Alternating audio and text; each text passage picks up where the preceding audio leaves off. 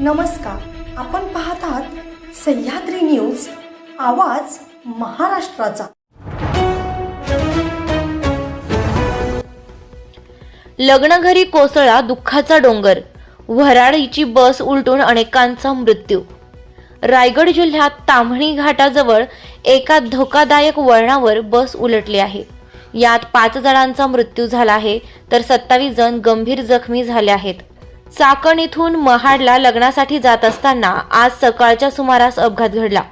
बसमध्ये 40च्या आसपास प्रवासी असल्याची प्राथमिक माहिती आहे, असं पोलिसांनी सांगितलंय। माणगावच्या कार्यक्षेत्रातील ताम्हणी घाटात सकाळी 9:15च्या सुमारास हा अपघात झाला, अशी माहिती एका अधिकाऱ्यानं दिली आहे।